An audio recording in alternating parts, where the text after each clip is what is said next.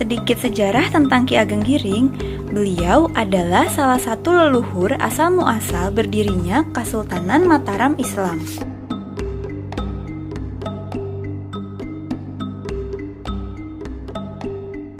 Lokasi makam Ki Ageng Giring III terletak di Desa Sodo, Kecamatan Palian, Kabupaten Gunung Kidul, atau sekitar 44 km dari pusat kota Yogyakarta.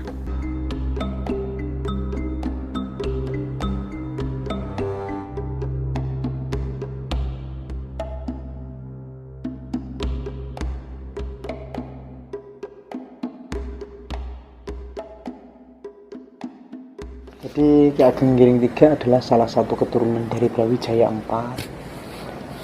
Beliau adalah salah satu murid Kanjeng Sunan Kalijaga yang diutus atau mengemban tugas mencari keberadaan wahyu kerajaan Pajang waktu itu, yang pergi atau oncat dari kerajaan Pajang di Gunung Kidul ini bersamaan dengan adik seperguruannya yaitu Ki Ageng Pemanahan. Gitu. Jadi dua-duanya itu memang diberitahu bahwa wahyu ke Prabon itu kemungkinan akan jatuh di wilayah ini, Gunung Kidul ini. Jadi bukan diberitahu, tapi yang dianggap mampu mengemban tugas. Jadi istilahnya yang dianggap mampu untuk mencari keberadaan wahyu tersebut yang sudah pergi dari kerajaan Pajang waktu itu. Kemudian disuruh Kanjeng Sunan Kalijaga yaitu mencarinya di Redi Kidul, kalau sekarang dinamakan Kabupaten Gunung Kidul. Jadi pada waktu semasa Majapahit runtuh kan anak keturunannya itu menyebar bahkan sampai se-Indonesia, bahkan di luar Indonesia. Ya, salah satunya keturunan dari Brawijaya itu adalah Ki Ageng Giring, yang kebetulan adalah yang berkelana atau sampailah di Gunung Kidul ini. Begitu. Ada suatu ketika Ki Ageng Giring itu mendapatkan tugas mencari keberadaan wahyu tersebut bersama dengan adik seperguruannya yaitu Ki Ageng Pemanahan. Ki Ageng Giring itu disuruh menanam sabut kelapa kering. Kalau dalam bahasanya itu sepetaking. Beliau menanam sepetaking, ya. Sepetaking itu sabut kelapa kering itu suruh menanam.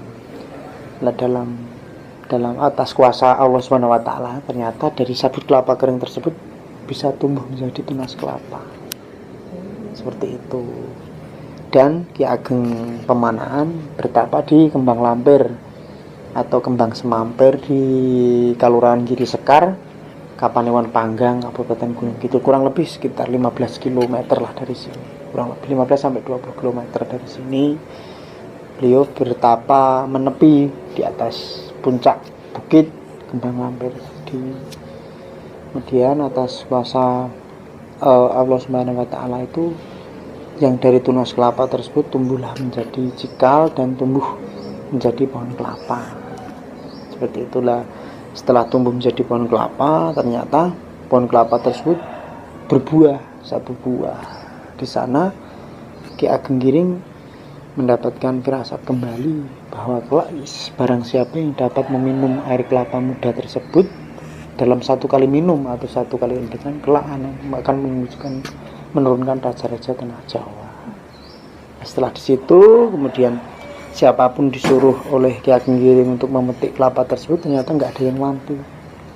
Ternyata yang Ki Ageng Giring itu mendekati pohon kelapa tersebut dengan cuma meteti seperti ini, pohon kelapa itu menunduk sendiri dan dapat dipetik tanpa memanjat.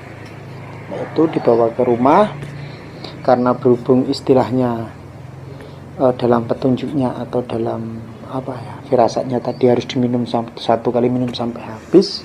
Kemudian Ki Ageng Giring pergi dulu ke sungai untuk jamasan. Kalau dalam bahasa jamasan itu mandi besar. Jamasan dulu, siram dulu jamasan. Dan di suatu tempat dikembalikan cerita lagi, Ki Ageng Pemanahan juga mendapatkan firasat bahwa wahyu sudah turun, wahyu sudah dipegang oleh Ki Ageng Giring. Di sana ada tenger, ono cahyo manter sak sodo lanang, seperti itu. Nah, setelah itu kemudian Ki Ageng Pemanahan menuju tempat beradanya cahaya tersebut. yang menjulang ke langit, bergaris vertikal lurus ke atas. Nah, ternyata terdapat di rumahnya atau dalamnya Ki Ageng Giring, dan terdapat sebuah degan itu. Kemudian sampai di rumah itu ternyata karena perjalanan dari Panggang sampai di sini itu jauh, kemudian degan langsung diambil.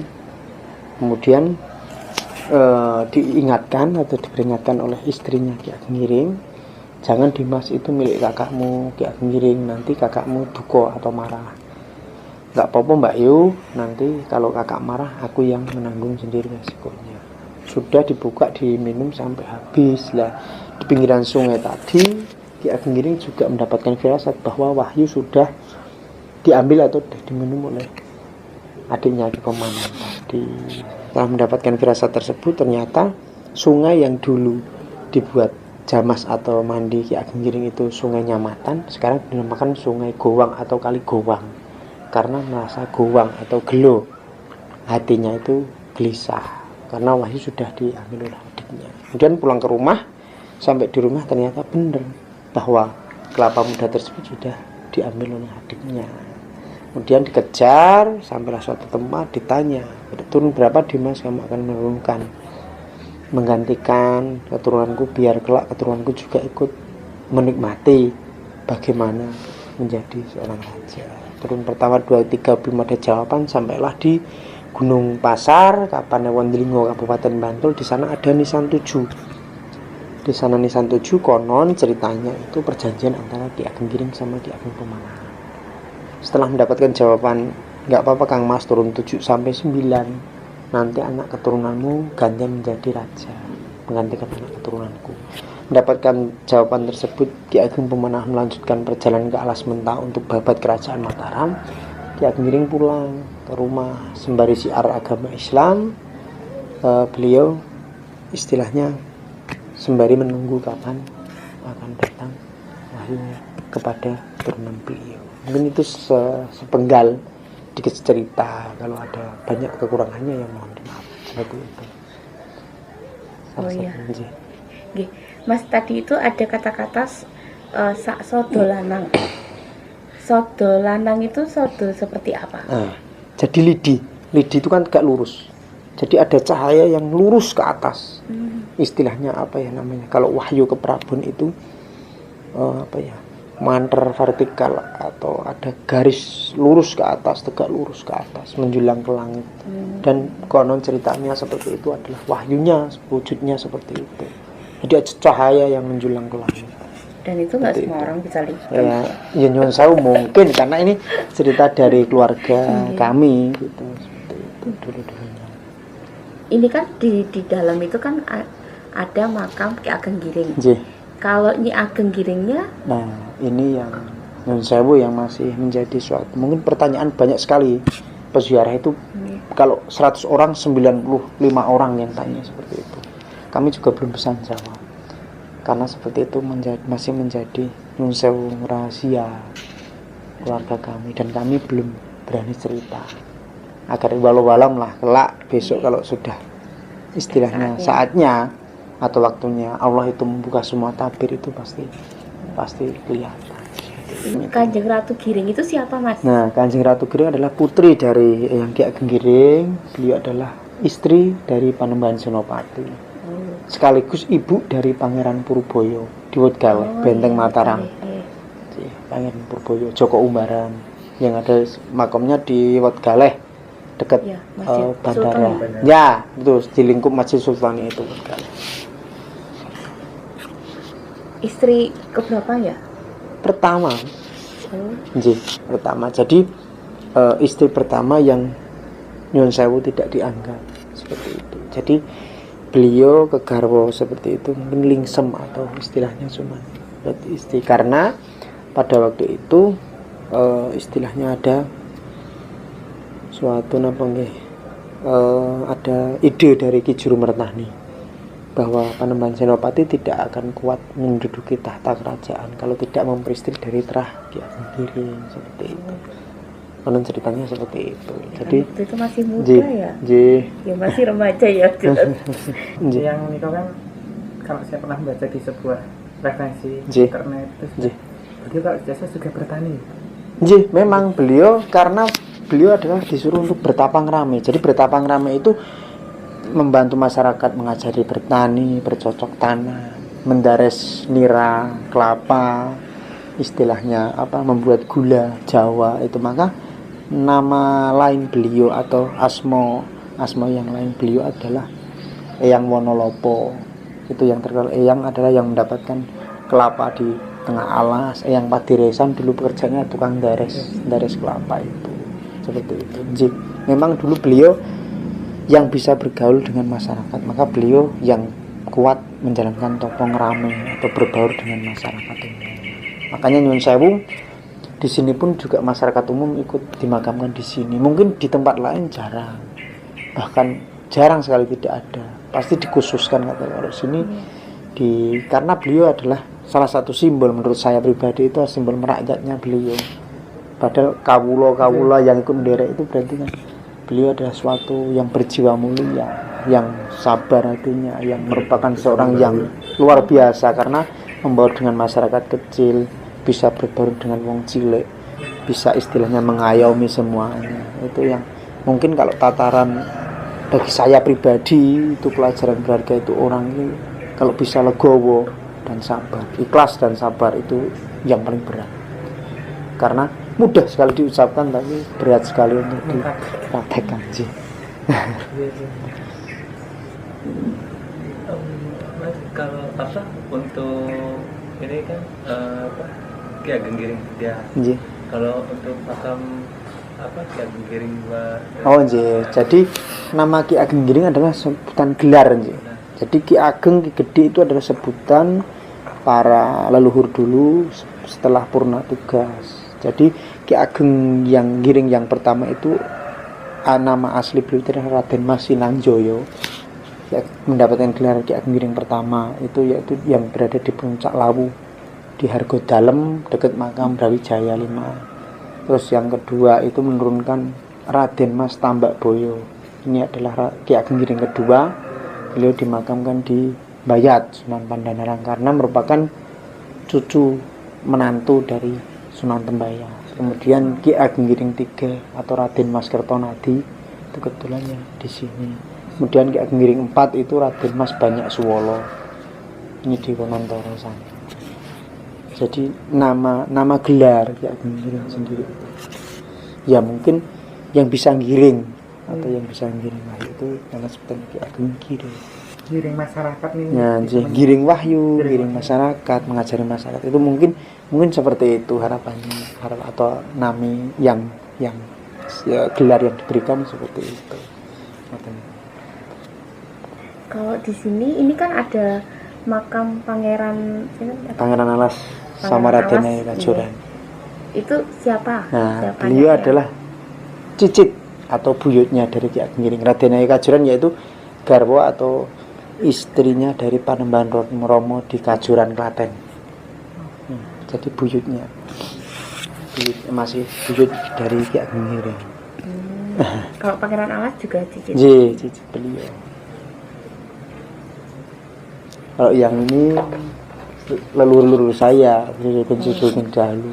Jadi kebetulan dari dulu dari simbah saya itu turun temurun di sini.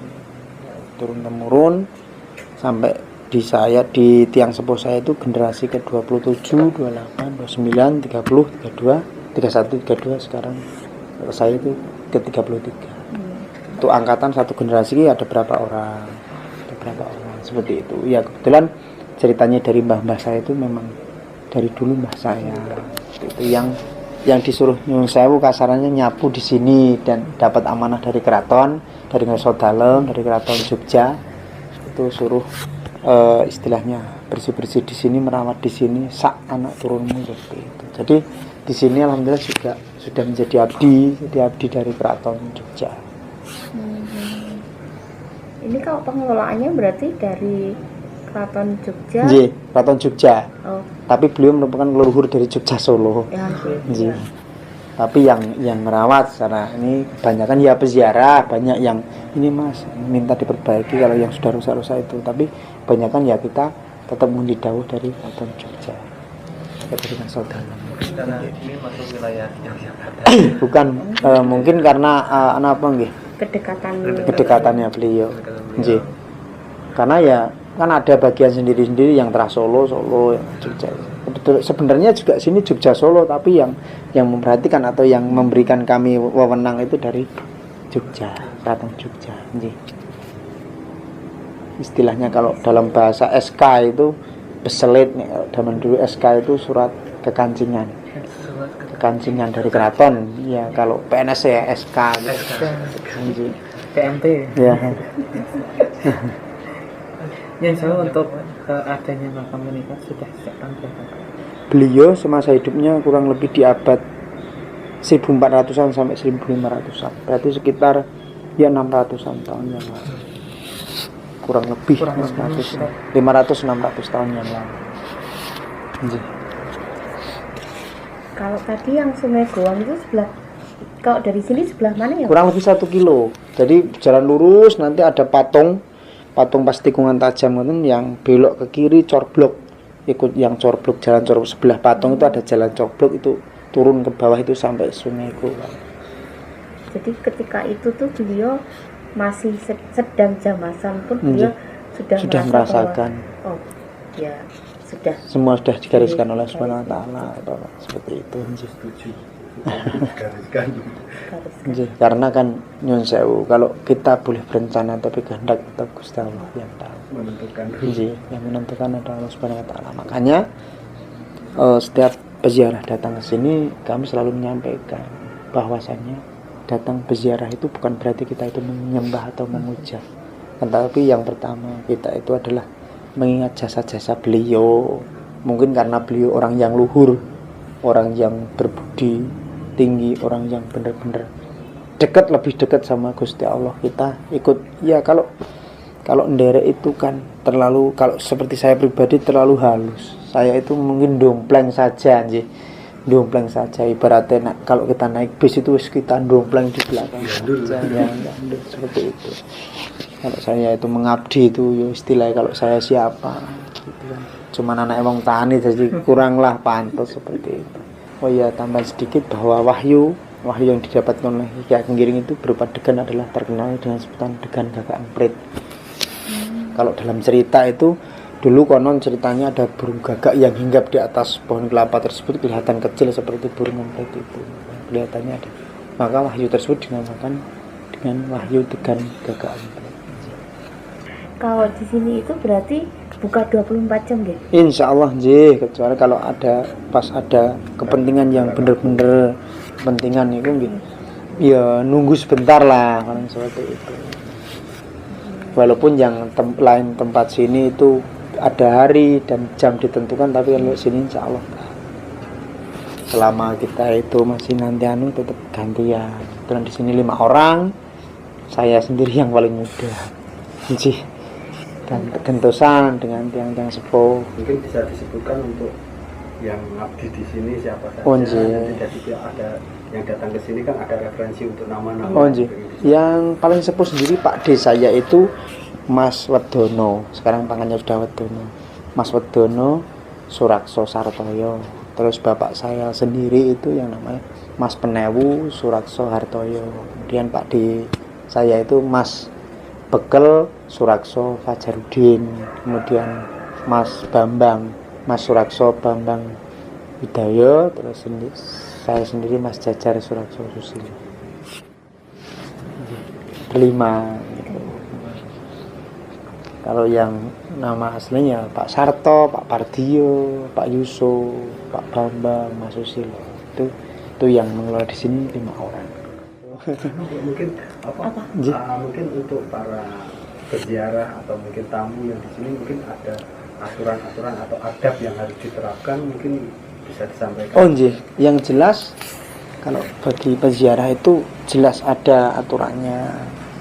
Yang pertama itu mohon izin, itu jelas mohon izin kepada juru pelihara atau juru kunci. Yang kedua adalah berpakaian sopan, dalam artian kalau mau ziarah ya pakaian sopan, monggo di istilahnya diterapkan dalam arti kesopanan tersebut. Yang ketiga menjaga ketertiban, ketenangan di lokasi sini, tidak tidak saling mengganggu para peziarah yang lain, tetap kebutuhannya sendiri-sendiri orang berziarah. Kemudian bagi yang menginap itu kalau semasa PPKM kemarin tidak diperbolehkan, bahkan di sini juga ditutup. Tapi sekarang ya mungkin sudah sebisa mungkin kami coba dibuka, dan itu pun selama 1 malam dengan menunjukkan kartu identitas berupa SIM, KTP dan sebagainya, karena kita adalah menjaga keamanan. Yang jelas nyuwun sewu bukan berarti kita itu ketat-ketat itu tidak, tapi demi kenyamanan, keamanan bersama, nanti identitas KTP atau SIM atau yang lain.